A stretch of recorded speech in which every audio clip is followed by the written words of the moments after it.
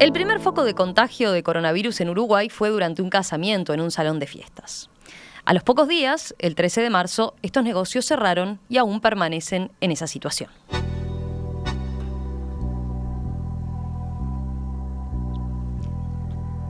La Asociación de Salones de Fiestas del Uruguay presentó 2 protocolos de reapertura para distintos tipos de festejos hace 2 meses.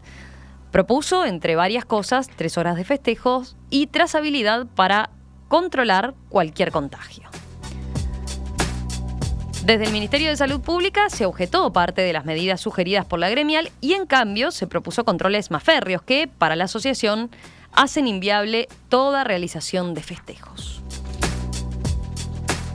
Vamos a profundizar en esta situación y en cuál es la perspectiva del sector. Estamos para eso con Javier Abal, presidente de la Asociación de Salones de Fiestas del Uruguay, y con Daniel Cerrato, directivo y vocero oficial de esta misma gremial.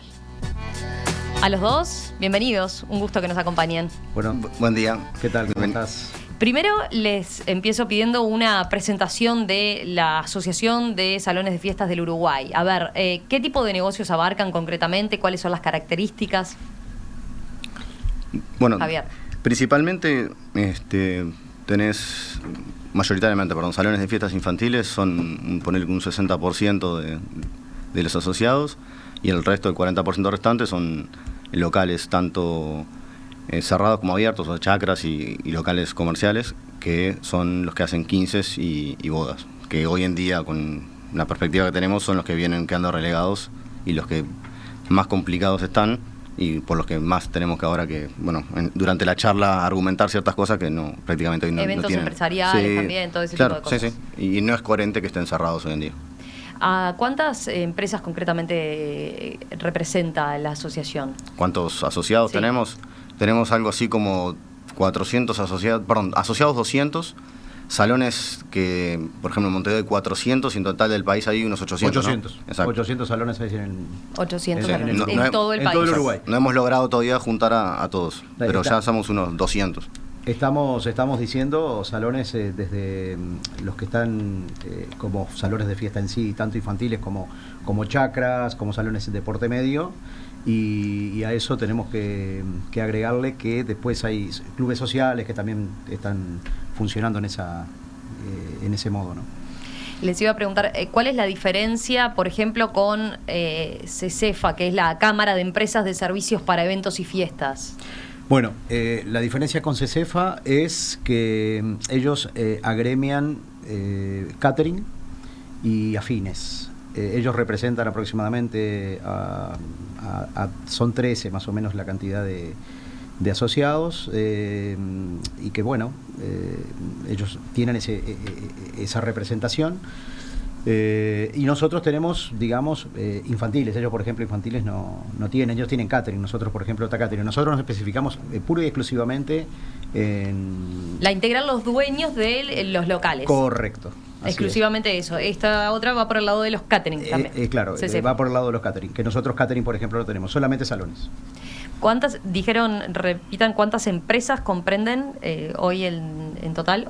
800. En total salones hay 800. Nosotros afiliados tenemos 200. Ahí está. Y con la salvedad de lo que dijo Daniel también, de que tenés después salones comunales y demás que no están considerados en esos 800. Hay más lugares de esos 800 salones, ¿cómo se reparte en cuanto a tipo de evento? ¿Cuántos son de público infantil? ¿Cuántos están catalogados? Más o menos tienen. Y en general se respeta esa regla del 60-40 que te mencionaba hoy. Sí, más o menos.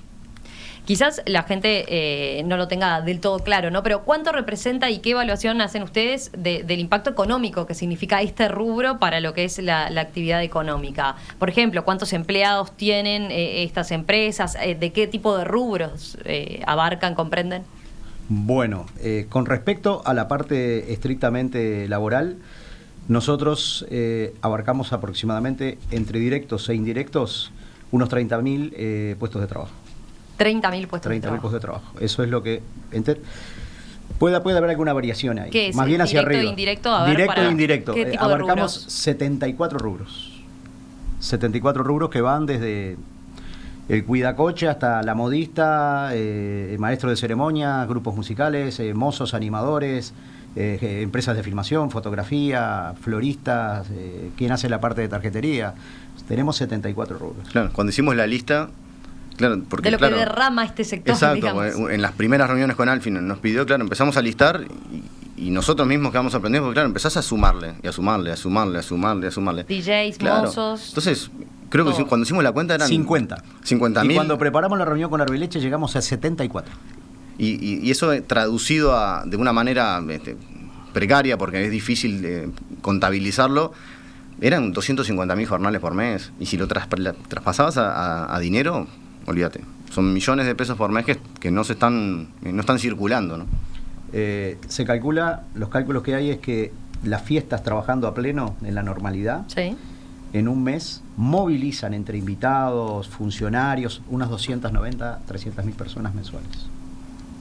Un volumen importante. Casi 300.000 personas mensuales era lo que se manejaba antes del 13 de marzo, sí, en un mes promedio. En un mes promedio. Y estamos hablando de eso, de los cumpleaños infantiles, los casamientos, los cumpleaños todo de 15, a pleno. Todo a pleno, era un mes. Así se venía trabajando, venía siendo una buena época. Bueno, eso dependerá. Dependía de cada uno. 2019, por lo menos en lo personal, fue un año más flojo que el 2018, por ejemplo. Pero en realidad, digo, ese análisis no te lo tendría. Por ejemplo, yo he hablado con muchos colegas que habían dicho que dicen que el 2020 había arrancado muy bien. Por ejemplo, enero se había trabajado muy bien, febrero se había trabajado muy bien. De verdad. Y bueno, marzo tuvimos ese problema, que ese balde de agua fría que nos frenó, ¿no? ¿Tienen contabilizado ya cuántos comercios cuántos comercios de este rubro han tenido que cerrar por completo? No, todavía no se pormenorizado, no es fácil son tener muchos, una muchos, evaluación completa. Son muchos y ta. En realidad también. De estos 800 no hay cifras. Y ponerle un 10%. Sí, ponerle un 10%. 10% que saben que ya no van a reabrir en ninguna circunstancia de aquí y en no adelante. porque muchos han vendido los activos que tenían para también intentar pagar cuentas, o sea, está complicado en ese aspecto. El que cerró difícilmente habrá de vuelta. ¿Cómo manejaron la situación? O sea, a ver, ustedes que tienen ambos salones infantiles en este caso, con lo que estaba programado para ese mismo fin de semana, ¿no? Del sábado 14. Bueno, ese fue un problema. En algunos casos fueron ya directamente no autorizados y en otros casos pudieron festejar el día 14 y el día 15, hasta algunos el día 15 porque no les llegó la intimación de que eran revocados los permisos. Algunos pudieron y otros no. O sea, es variable. Sí, la Intendencia no llegó, también por lo menos la de Montevideo. En el caso interior fueron en algunos casos más drásticos, porque fue directamente la policía a decir no se puede hacer fiesta. Inclusive hemos tenido algún colega que durante un casamiento se lo querían suspender. Digo, entraron en razón ese fin de semana, no iba a variar y lo dejaron culminar. Porque ya estaba estaban en pleno, claro. Transcurso del evento. Lo que sí te puedo decir que, por ejemplo, el viernes pasó todo esto, viernes 13, sí, el que no cree en la yeta. El sábado los que hicieron eventos ya la concurrencia de la gente fue un 50%, el domingo un 25% y después ya está, no se hizo claro, nada. porque fue lo primero. Hoy en día la realidad es otra. Hoy en día vos ves fiestas por todos lados. O sea, el miedo de la gente ya fue, ya está. Bueno, ahora vamos a hablar de eso. Entonces, ustedes lo que dicen es todavía no tienen un panorama claro de cuántos van a volver a abrir, cuántos van a seguir en camino, digamos. No, la mayoría está aguantando. La mayoría está aguantando. Lo que pasa es que no es fácil y el día a día complica, porque no. Ahora los infantiles tenemos esto sobre la mesa que estamos negociando y que felizmente seguramente abran ya, en breve. El tema de todo el resto, las negociaciones que hemos tenido ahora con el gobierno, no tenemos una fecha cierta de apertura. Nosotros pensamos que atrás de los infantiles abren los casamientos y las bodas. Realmente tenemos muchos argumentos de peso para discutir con el gobierno, que es lo que estamos pidiendo en las reuniones con el gobierno, para argumentar. No que salga uno hablando por un lado, otro por otro lado, y nunca tenemos esa instancia de debate para decir, bueno. Expliquemos a ver entonces esas diferencias. En cuanto a las fiestas en salones infantiles, ¿qué perspectiva tienen concretamente? Ya, si viste en la prensa, sí, bajó una recomendación del Ministerio de Salud Pública, estrictamente sanitaria, y lo aclaran en la recomendación, y puntualizó ciertas cosas. Lo que hicimos nosotros inmediatamente fue trabajar en eso, argumentarle todos los puntos y respondérselo.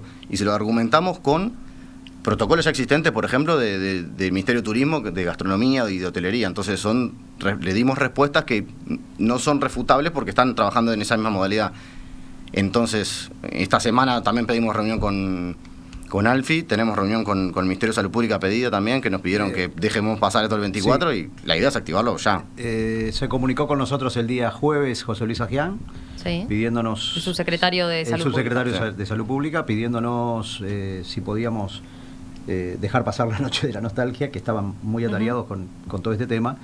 Y bueno, accedimos de muy buena forma, y le dijimos que no había ningún tipo de inconveniente y bueno, quedamos de volver a contactarnos el día miércoles para marcar una reunión que va a ser de suma importancia, porque seguramente vaya a estar también la doctora Siganda, que es la que está dentro del Departamento de Protocolos, y bueno, y ahí nosotros tratar de hacerle ver a las autoridades y entender que... Pero ustedes lo que dicen es, en el caso de las fiestas infantiles, ¿no habría entonces mayores discrepancias? No, ¿Está todo habilitado como para que el gobierno diga se puede? Hay dos discrepancias grandes. Una, que pusieron una exigencia de 5 metros cuadrados por persona, que también hoy en día hay salones trabajando en lo que se llama modo bar, con el permiso de intendencia, y nos dieron un 60% del aforo, entonces si eso ya está funcionando, ir para atrás no estaba. Y después, que nos autorizaron 2 horas. Y el problema es que, digo, no sé si tenés hijos, pero el que tiene hijos sabe, sí. Viste que hay el cumpleaños infantil está estandarizado, son 3 horas, venís media hora antes, te vas media hora después, y 3 o 4 horas es un fijo. Entonces, que te bajen 1 hora, que no tiene sentido, porque vos vas a un bar y bueno, cuando entras en un restaurante, en un bar, no te dicen, podés estar 2 horas y te vas. Ahí está, la respuesta del gobierno fue, a lo que ustedes habían presentado, fue 2 horas, no 3. Exacto. Y con este requisito de una persona cada 5 metros cuadrados. Esas fueron las 2 grandes diferencias. Y después una tercera diferencia que pasó por el aforo limitado a 50 personas, ¿verdad? Claro, sí, bueno, va de la mano con el de 5 metros por persona. O sea, si vos tenés un aforo ya fijado, digo, mantengamos, sí, el 60% del aforo como fijaron las intendencias, y ese tema, digo, ya. Pero para ustedes era lo mismo, el protocolo que presentaron para fiestas de 50 personas o de... No, nosotros pensamos uno menos de 100. No menos de 100. Uno para menos de 100 y otro para de 100 en adelante, exacto. ¿No? El que estaba en discusión ahora es el de menos de 100 exacto. En principio. Está el de menos de 100 y bueno, y por el de este más tipo de 100... de objeciones que ustedes señalan, ¿no? Perdón, de objeciones que señala el Ministerio de Salud Pública. Exacto. El aforo limitado y que haya una persona cada 50 metros y solo 2 horas es lo que dice Salud Pública. Exacto. Ustedes entendían que tienen que ser 3 horas y respecto al aforo, ¿qué era lo que señalaban? Propusimos el 60%. 60%. Lo mismo que está haciendo la Intendencia. Que eso ya está, o sea, y además insistían en la trazabilidad, digamos, bueno, ¿no? Supuesto, o sea, eso. En el tener el control de los invitados que acudían a la fiesta, de forma de que si ocurriera un brote, bueno, tener mucho chequeo y trazabilidad de quienes habían ido y posibles vectores de contagio. Efectivamente. Y voy a ser muy enfático en esto. La mayoría de las actividades que hoy ya están autorizadas no tienen trazabilidad. Nosotros sabemos quién entra al local, a la hora que entra, con quién se sienta, con quién está, sabemos el nombre, le pedimos el número de cédula de identidad, el número de teléfono celular, y eso nosotros lo tenemos por 30 días, y si hay que tenerlo por 60, lo vamos a tener por 60. No, o sea, nosotros a la gente le ofrecemos la mayor garantía. Y hoy están habiendo fiestas. Pero eso, perdón, eso para lo que son cumpleaños de más adultos, podríamos decir, ¿no? Los infantiles también, Los infantiles pero no es más difícil controlar a los chicos en pero los chicos son los que mantener las distancias y demás. Pero los chicos ya sabemos que son los que menos contagian. Pero respecto a eso, ¿habían establecido algún cuidado en particular de los peloteros, los inflables y demás? ¿Tienen que tener algún tipo de cuidado nosotros en particular? Pedimos que ¿Podían usarse? ¿No podían usarse? Nosotros pedimos que nos dejen trabajar como están trabajando hoy en día todos los lugares. Hablan de los peloteros, hablan de todo bien. Tenés las escuelas, los niños jugando y corriendo por todos lados. La semana tuvimos reunión con Presidencia. A los 3 días había una fiesta en un hotel... en un hotel del Prado, que hacía una feria afuera, un inflable, en la casa de Carlos Gardel, el local que es una concesión de la Intendencia además, fin de semana, el anterior no, el otro, hubo un cumpleaños, inflable. O sea, limitar algo que se está utilizando normalmente en todos lados. Sí, porque además se pueden contratar a nivel particular en las casas particulares. Este fin de semana hubo una fiesta en un barrio privado. En La Tabona.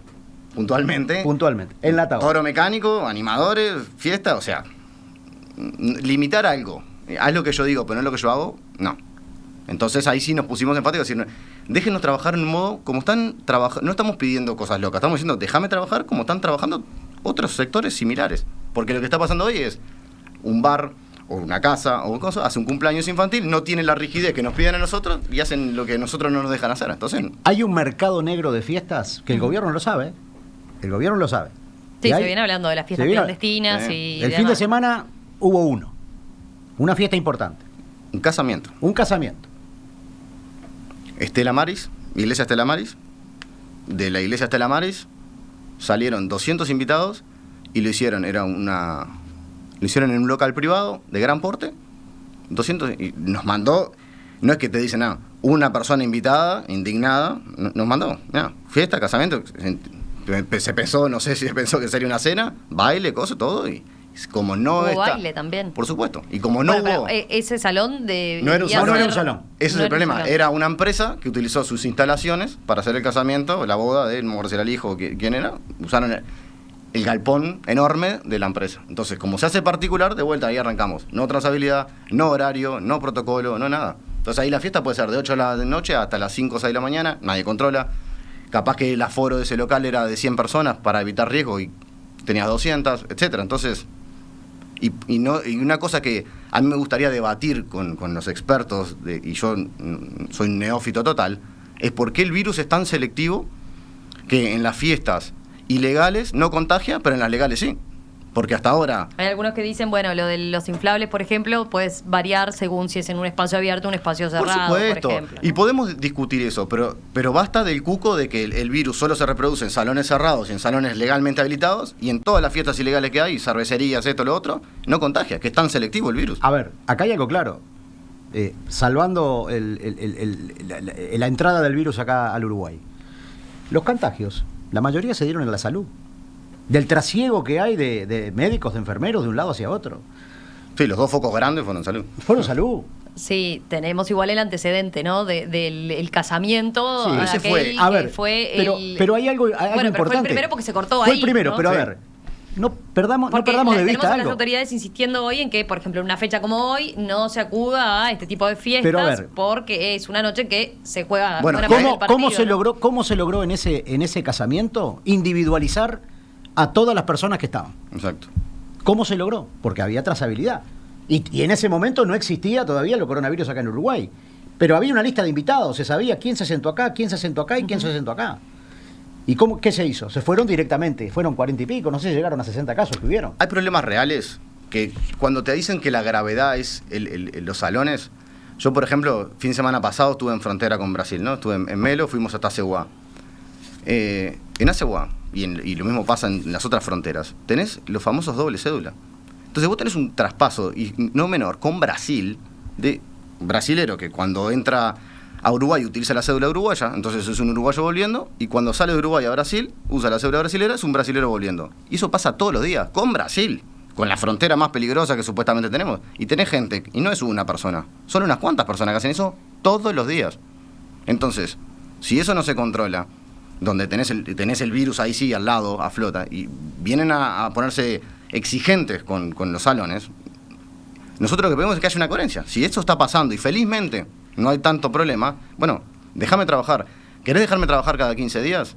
Hacer fiestas el fin de semana, te mando una lista de invitados y sopás al azar a todos los que se te ocurra, y si no hay contagios a los siguientes 15 días me dejás trabajar de vuelta, déjame mover el sector. No me pongas ustedes excusas. están dispuestos a conversar, porque claro que sí. Lo planteo porque si no aceptan las condiciones actuales, estas que dice el gobierno de que la fiesta sea de 2 horas, claro, y con esa distancia necesaria entre personas, para ustedes es inviable que Lo el que sector pasa se que reactive así. es Digo impracticable. porque podrían estar haciendo... Estamos de acuerdo, pero el salón de fiestas infantiles, Fiestas en esas condiciones. esa dinámica, yo te lo digo fácil, digo, vos tenés una dinámica, vos me contrataste el salón 3 horas, si te voy a dar 2, ¿qué vas a decirme? La primera me vas a decir, ¿cuánto me vas a descontar, verdad? Claro. Está perfecto. Sin embargo, yo, cuando abro el salón, tengo que ir antes, a aprender a calefaccionar, además, a preparar todo. Voy después a hacer todo lo mismo. La diferencia de una hora que me pueda llegar a ahorrar en jornales no existe respecto a los costos fijos que tenés. Entonces, divídelo entre 2, no es lo mismo que dividirlo entre 3. Parece una tontería, es un 67%.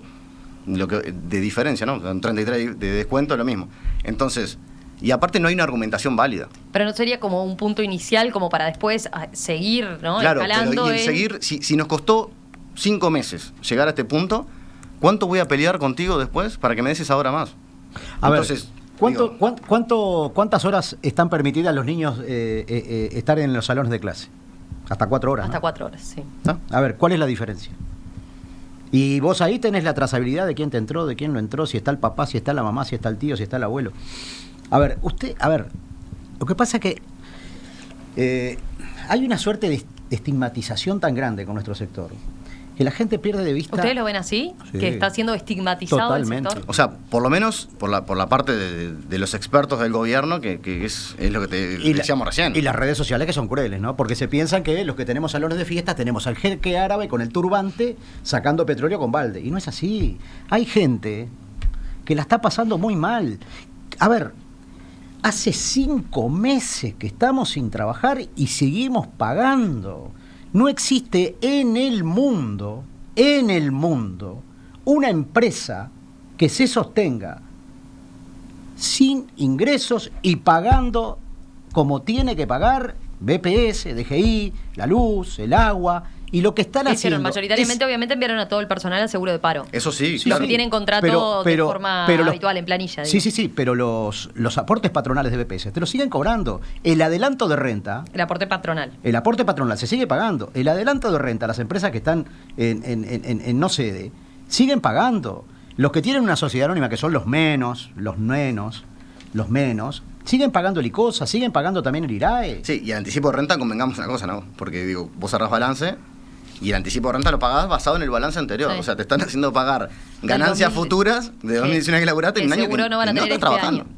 ¿Tú entendés? O sea... Y en el caso sí, lo que se les anunció allá por principios de julio es la exoneración parcial de los cargos fijos en función de los consumos registrados en igual mes del año pasado en UTE y OCE. Que eso también es otra cosa que al día de hoy creo que solo, 10 colegas accedieron y de vuelta es el tema, es desgastante y poco empático cuando vos vas a pelear algo. Yo vengo y te pido, mira, preciso esto y esto, y vos demorás meses en responderme y me das la 10ª parte de lo que te pido y sin fundamento. Por ejemplo, con OCE y UTE pusieron una prorrata depende del consumo que hayas tenido el año pasado en igual mes, entonces te descuento ese porcentaje de cargo fijo. Y sin embargo, sectores, por ejemplo, como las inmobiliarias que están trabajando, les contaron el 100% de una. Entonces, cuando vos ves esas cosas, decís, pero vos querés estar peleado conmigo todo el tiempo. Porque por un lado haces una cosa y a mí, sos el que me estás dando, a uno le da 100%, bien las inmobiliarias.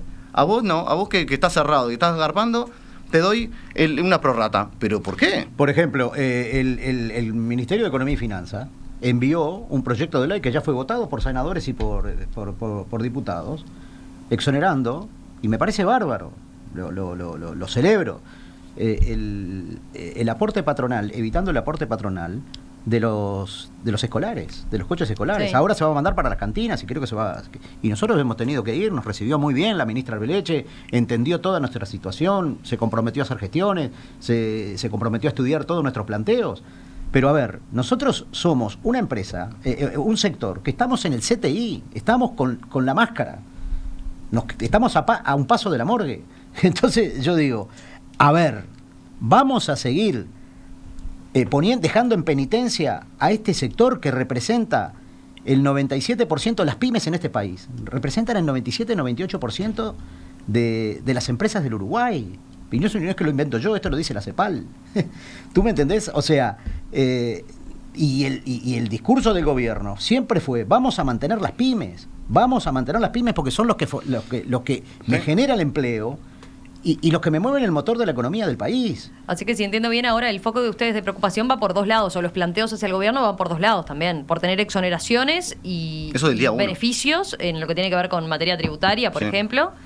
Y por otro lado, por efectivamente entonces poder llevar adelante la actividad cuanto antes y en las condiciones que ustedes entienden que son las que permitirían que el sector empiece a dinamizarse. Medianamente viable, claro. Y sobre todo sentarse, una mesa de negociación y poder debatir con argumentos, porque lo que está pasando hasta ahora es yo te mando por acá, vos me respondes por allá y demás. Y para mí en un debate, en una mesa, si nos encerremos en este cuarto un día entero, algo tenemos que sacar, pero lo que saca de la puerta sea la firma, el sello y arrancamos.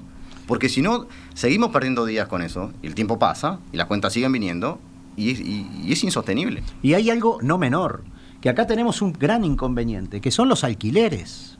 Bueno, es un tema de privados. Los alquileres en los salones de fiesta son pesados. Entonces, acá hay colegas, y esto te lo voy a decir con el dolor del alma, que ya hoy no están teniendo ni para comer, porque es su único ingreso. ¿Tú me entendés? O sea, es su único ingreso. Y lo que están haciendo es endeudándose, están pidiendo préstamos, o pidiéndole a uno, pidiéndole a otro, porque ya se han comido sus ahorros, lo poquito que tenían se lo han comido. 6 meses va a ser ahora el 13, 14 que estamos sin trabajar, con ingreso cero y cobrándonos constantemente los impuestos. Hay una pareja... No solo me parece ilegal, sino que me parece inmoral. Lo digo así porque realmente es indignante.